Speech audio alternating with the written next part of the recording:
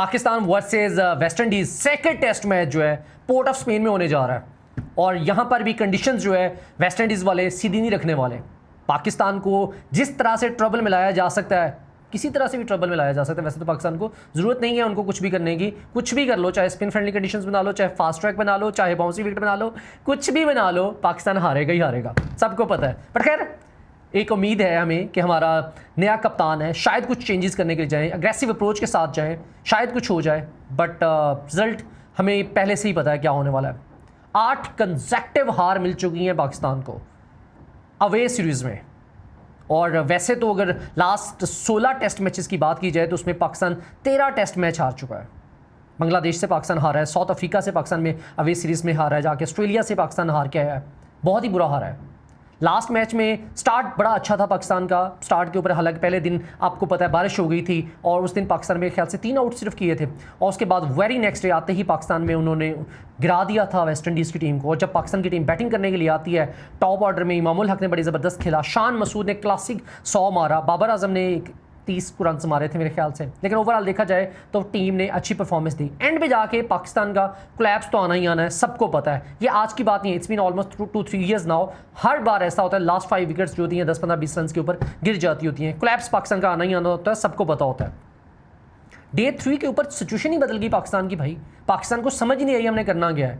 200 run के ऊपर पाकिस्तान की टीम जो है, हालांकि 160-170 रन बनाए थे उन्होंने, 200 रन की लीड पाकिस्तान को मिली है, 210 रन, और पाकिस्तान से चेज ही नहीं हुआ।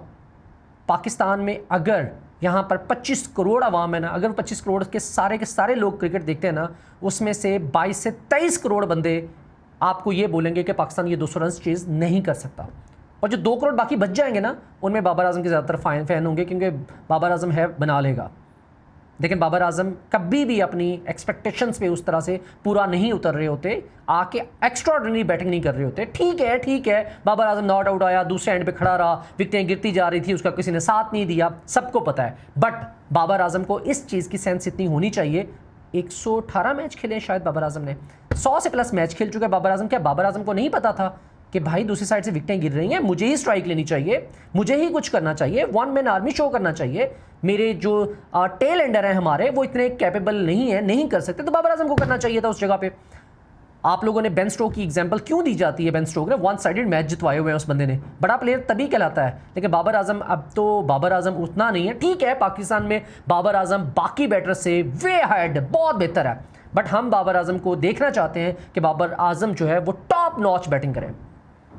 हम लोगों ने हमारी पेस के बड़े मसले थे, स्पेशली तौर पे शाहीन अफरीदी को निकाला गया, हसन अली को निकाला गया, नसीम शाह को रेस्ट करवा दिया गया, और जो नया पेस अटैक लेके आए हैं, पीएसएल में तो बहुत ज़बरदस्त किस्म की बॉलिंग करते हैं, वाइट बॉल में तो 150 को टच कर रहे थे, लेकिन जो ही टेस्ट क्रिकेट में डाला गया इन सब लोगों को वही मीडियोकर पेस अटैक बन गया, जिसमें खुरम शहजाद का नाम आता है, मोहम्मद अली का नाम आता है, मोहम्मद अब्बास तो खैर सारी ज़िंदगी 125 की गेंदें करते हैं, आमिर जमाल को डाला गया, लेकिन इन लोगों के भी पेस जो है उस लेवल पे नहीं है। लेकिन हम लोगों ने फिर भी न्यू डायरेक्शन की तरफ गए। ठीक है, हम लोगों ने अपने ओल्ड सेट जो माइंड सेट था उसको चेंज कर दिया गया, but at the and in bowlers ने विकेटें जरूर ले ली, लेकिन हमें बॉलर्स ने आगे निराश कर दिया। बट एक और बड़ा इंपॉर्टेंट पार्ट है जहां पे मिस किया जा रहा है, वो ये है कि पाकिस्तान जो है 20 आउट कर रहा है, नो डाउट, बट जो लास्ट के टेल एंडर्स हैं वो भी अपना पार्टनरशिप बिल्ड कर जाते हैं, वो भी 100 रन मार जाते हैं, आप लोगों को 150 रन मार जाते हैं। पाकिस्तान की टेल जो है 15-20 के अंदर आउट हो जाती है, और जब when it comes to other team उसमें वो लोग आपकी इतनी पार्टनरशिप्स बना जाते हैं। शुमायर जोसेफ आके 2-2 3-3 छक्के मार जाता है आपको। यार पाकिस्तान की टीम में क्या मारा है? क्या आपको लगता है मोहम्मद अली ने छक्का मारा है? क्या खुरम शहजाद ने छक्का मारता है? क्या अब्बास छक्का मार सकता है? आमिर जमाल तो सो कॉल्ड हमारे ऑलराउंडर हैं, मुझे नहीं लगता उस बंदे ने भी छक्का मारा हो। सेकंड टेस्ट मैच है जी, बड़ी उम्मीदें हैं पाकिस्तान से कि पाकिस्तान ये मैच जीते, अल्लाह करे जीते, हम दुआ कर सकते हैं, लेकिन डीप इनसाइड सारे पाकिस्तान को पता है क्या होने वाला है। पाकिस्तान का जो बैटिंग कम्बिनेशन है वो सारा डिस्टर्ब हो गया हुआ है कि जो हमारे परफॉर्मर थे लास्ट मैच के, जिसमें सबसे पहला नाम जो है वो शान मसूद का आता है, वो इंजर्ड हो चुके हैं और वो टीम से बाहर हो चुके हैं। उनकी जगह पर रिप्लेस किया जा रहा है, शायद अब्दुल्ला शफीक को डाला जा रहा है या फिर सऊद शकील को डाला जाएगा। अब देखो होप फॉर द बेस्ट किसको डाला जाता है। मुझे नहीं लगता कि अब्दुल्ला शफीक को भी डालना चाहिए और सऊद शकील की जगह बननी चाहिए। बाबर आजम को नंबर 3 पे बैटिंग करनी चाहिए, नंबर 4 पे आकर साउथ शकील को बैटिंग करनी चाहिए। 5वें पे सलमान अली आगा, 6ठे पे मोहम्मद रिजवान और 7वें नंबर पर एक अली उस्मान बच्चा है। मैं समझता हूँ डोमेस्टिक में नो डाउट बहुत परफॉर्म करके आया है, लेकिन अगर यहाँ पे लास्ट मैच में आप लोगों ने देखा होगा अगर 40 विकेटें गिरी थी तो 40 की 40 विकेटें जो है वो फास्ट बॉलर ने ली थी। तो आपको स्पिनर्स की, स्पेशलिस्ट स्पिनर की जरूरत नहीं है, मुझे नहीं लगता। अगर स्पिनर्स को मैं समझता हूँ 2-3 विकेटें मिलते भी है ना तो भाई छोड़ दो, आपको स्पेशलिस्ट स्पिनर की जरूरत नहीं है। आप सलमान अली आगा के साथ जाओ और उसके साथ आप गेम कर दो। लेकिन अब इस बार ग्राउंड चेंज होगा, पिच चेंज होगी। अभी तक पिच की जो हमारे पास पिक्चर्स नहीं आई। पोर्ट ऑफ स्पेन में होने वाला ये मैच है और यहाँ पर क्या स्पिनर्स को इतनी हेल्प मिलेगी? अगर तो स्पिनर्स के लिए हेल्प है तो शायद वापस खिलाओ, अली उस्मान को खिलाओ, नहीं तो आपको चेंज करना पड़ेगा इस जगह पर भी आके। और एक और चीज़ है, क्या हम लोग यहाँ पर आमिर जमाल की हम लोगों ने बैटिंग देख ली, लेकिन एक ही मैच के बाद आप किसी को ड्रॉप नहीं कर सकते। आमिर जमाल ऑस्ट्रेलिया में उन्होंने लास्ट टाइम जब खेला था तो बहुत ज़बरदस्त किस्म की परफॉर्मेंस दी थी, बैटिंग के सर के ऊपर भी, बॉलिंग के सर के ऊपर भी, तब उनको ड्रॉप करना नहीं बनता था। लेकिन अगर ड्रॉप कर दिया, अगर एक मैच की शॉर्ट टर्म देखा जाए तो एक मैच के बाद किसी को भी इस तरह से आप ड्रॉप नहीं कर सकते। लेकिन अगर आमिर जमाल ने बॉलिंग भी अपनी इस तरह से करनी है, लाइक एक विकेट दोनों इनिंग्स में लेनी है, बैटिंग में भी आगे 0-0 खेल के जाना है और गंदी शॉटें मार के आपने आउट होना है और साथ नहीं देना अपनी टीम का, तो यकीन मानो आप इससे बेहतर है बाहर बैठ जाओ और आप फुल स्ट्रेंथ के साथ अपना एक पेस अटैक में उबैद शाह की एंट्री करवा सकते हो। क्या खुरम शहजाद को बाहर बैठाना चाहिए? अब्बास तो सवाल ही पैदा नहीं होता, वही निकले। क्या अली को बाहर बैठाना चाहिए? क्या आमिर जमाल को बाहर बैठाना चाहिए? ये तो अभी कल ही पता चलेगा। एक ही दिन रह गया अब टेस्ट मैच स्टार्ट होने में। और मैं आपको बताना चाहता हूं कि अब्दुल्ला फजल ऑलरेडी इस टेस्ट सीरीज़ से बाहर हो चुके हैं। इवन इस टेस्ट सीरीज़ से ही नहीं, अगली टेस्ट सीरीज़ जो है वेस्ट इंडीज़ में, सॉरी इंग्लैंड में होने वाली है, उस सीरीज़ से भी बाहर हो चुके हैं। अब हमारी प्लेइंग 11 क्या होगी, मैं आपके साथ अपनी प्लेइंग 11 बताना चाहता हूं। सबसे पहले नंबर पर तो अजान अवैस को ही रखा जाएगा। ठीक है, 4th उसका मैच है और पिछले मैच में दोनों इनिंग्स में उन्होंने कोई परफॉर्म नहीं किया। मैं समझता हूँ अजान अवैस अभी बहुत बच्चा है, आपको कंसिस्टेंट होना पड़ेगा। आप ये नहीं कर सकते कि एक मैच में मैंने अच्छी बारी ले ली है, अपनी 50-60 रन की बारी खेल ली, अगले मैच में 0-2-4 बना के भी आउट हो जाऊंगा तो कोई बात नहीं, टीम में मेरी जगह पक्की है। भाई पता नहीं चलेगा बाहर कब निकलते हो, बड़े आए बड़े गए इस तरह से। अजान अवैस को अभी फिर से चांस दिया जाएगा एक सेकंड टेस्ट मैच में। और दूसरे नंबर पर जी इमामुल हक है। इमामुल हक ने फर्स्ट मैच में एक 60+ रन की बारी उन्होंने खेली थी और लेकिन जिम्मेदारी नहीं संभाली। इमामुल हक का एक और बड़ा मैं समझता हूँ कि एक बहुत बड़ी उनकी प्रॉब्लम है कि जो ही चेज़ में वो आते हैं, सेकंड इनिंग में आते हैं, सेकंड बारी लेने की बारी आती है, उस वक्त वो फ्लॉप हो जाते हैं। हमेशा से उनके स्टैट अगर चेक कर लोगे तो मेरे ख्याल से अगर 50 उन्होंने बारियाँ ली हैं उसमें 40 बार वो फेल हुए हैं। इस तरह के उनके स्टैट जा रहे हैं। लेकिन वो अभी तक जो अपनी क्रिकेट खेल रहे हैं वो उसमें यही है कि फर्स्ट बारी के सर के ऊपर ही खेल रहे हैं। ओपनर हमारे आगे दोनों सेट हो गए, अजान अवैस और इमामुल हक हो गए। तीसरे नंबर पर जी बाबर आजम आ जाएंगे खुद खेलने के लिए क्योंकि शान मसूद नहीं है। और अगर तो अब्दुल्ला शफीक, मैं आपको बताना चाहता हूँ, अगर तो अब्दुल्ला शफीक खेलेंगे तो फिर तीसरे नंबर पर अब्दुल्ला शफीक आ जाएंगे, चौथे नंबर पर बाबर आजम आएंगे, नहीं तो तीसरे नंबर पर बाबर आजम आएंगे और चौथे नंबर पर साउथ शकील को ऐड किया जाएगा जी। 5वें नंबर पर सलमान अली आगा, 6ठे नंबर पर मोहम्मद रिजवान, 7वें नंबर पर जी आमिर जमाल को रखा जाएगा। सबसे बड़ा मसला जो है ना वो 8वें नंबर से शुरू हो जाएगा। क्या 8वें नंबर पर अली उस्मान को रखा जाएगा? एक मैच के बाद ड्रॉप कर देना डेब्यूटेंट बच्चे को, मुझे नहीं लगता ऐसा होगा। लेकिन अगर यहाँ पे स्पिनर्स के लिए कुछ है तो अली उस्मान को रखा जाएगा। अगर स्पिनर्स के लिए कुछ नहीं है तो यहाँ पर अपने नए डेब्यूटेंट बच्चे अवैस जफर को लाया जाएगा जी। ये हमारे हो जाएंगे टॉप 8 बंदे जो हैं। और उसके बाद 9वें नंबर पर खुरम शहजाद, 10वें नंबर पर अब्बास और 11वें नंबर पर मोहम्मद अली। एक चीज़ है जो मैं देखना चाहता हूँ, उबैद शाह किसकी जगह पर आ सकता है?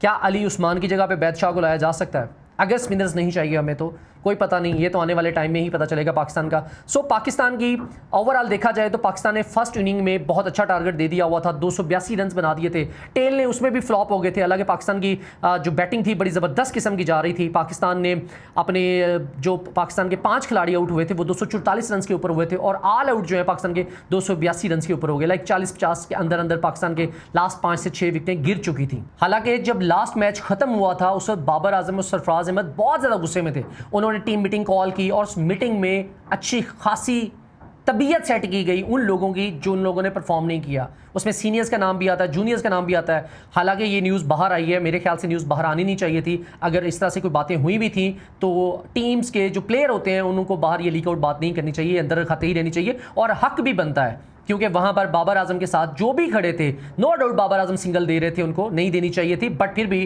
क्या आपके ऊपर जिम्मेदारी नहीं बनती कि आप वहां पे स्ट्राइक रोटेट कर सको? क्या आप में इतना कैलिबर नहीं था कि आप सिंगल ले सको? क्या आप बॉल रोक सको?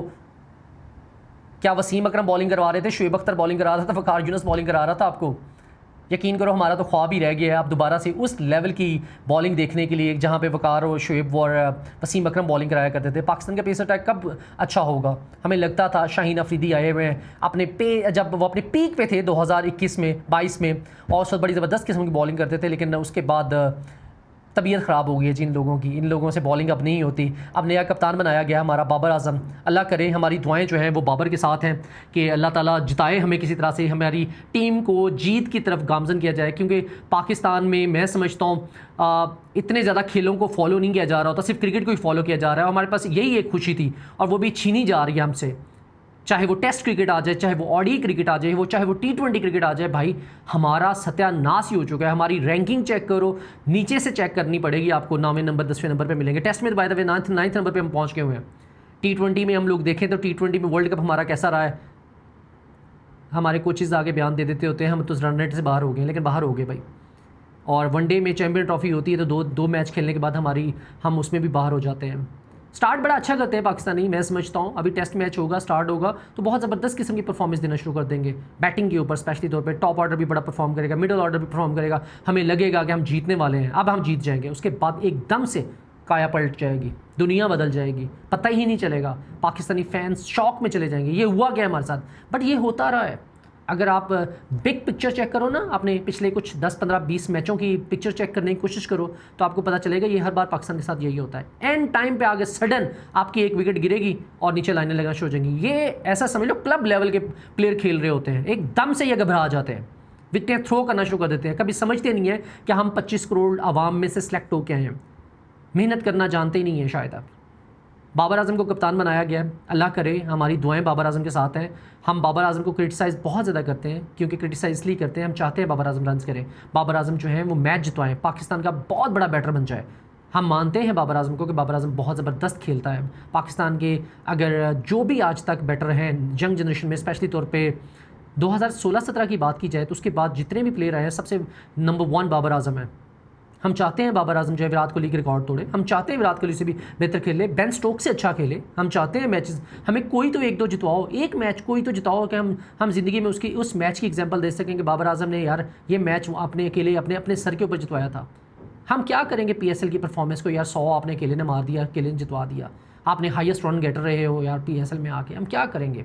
इंटरनेशनल मैचेस जो ही आते हैं बाबर आजम को उठा के बाहर फेंक दिया जाता है। खैर टॉपिक साइड में चला गया है हमारा, हम लोग टेस्ट क्रिकेट के ऊपर बात कर रहे थे। पाकिस्तान जो है ख्वाब देख रहा था कि इस बार पाकिस्तान की जो स्केड्यूल बना हुआ है, पाकिस्तान जो है टॉप पे जा सकता है। पाकिस्तान शायद अगर फाइनल नहीं खेल सकता तो शायद टॉप 3-4 में भी आ सकता है। लेकिन पाकिस्तान की जिस तरह की अल्लाह माफ़ करे जा रही है,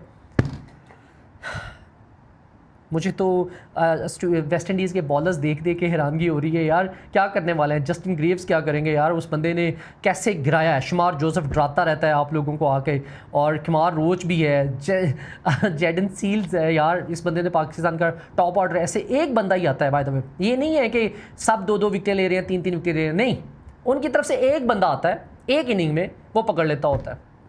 5 ओवर करवाए, पाँचों के पाँचों मिडन और 5 ओवर्स में एक विकेट भी उस बंदे ने ली। वेस्ट इंडीज़, हम किस बॉलर्स की तारीफ़ करें पाकिस्तान में से। मोहम्मद अब्बास ठीक है 5 विकेट उसने लिए हैं, उसके बाद बाकी औरों का क्या मोहम्मद अली कहाँ है। हमारी तरफ से डाला गया था अब्बास को, खुरम शहजाद को डाला गया, आमिर जमाल को डाला गया था। बड़ी डिसअपॉइंटिंग सिचुएशन है, मुझे मज़ा बिल्कुल भी नहीं आ रहा वीडियो बनाते हुए। मैं क्या तारीफ़ करूं पाकिस्तान की यार, मैं तो पाकिस्तान के, मुझे नहीं लगता कि जो अगले टेस्ट मैच आएगा, टेस्ट मैच में एक दिन भी वीडियो बनाऊं पाकिस्तान के ऊपर। क्यों? क्योंकि एट द एंड हारना ही है। क्या हम पाकिस्तान को बुरा भला ही बोलते रहे, पाकिस्तान को क्रिटिसाइज़ ही करते रहे। चलें, खैर कोशिश करेंगे कि पाकिस्तान के टेस्ट मैच के ऊपर हम वीडियो बनाने की कोशिश करें, और अल्लाह करे पाकिस्तान को हौसला दें और पाकिस्तान के लिए दुआ करें। आप लोगों से भी रिक्वेस्ट है पाकिस्तान की दुआ कीजिएगा।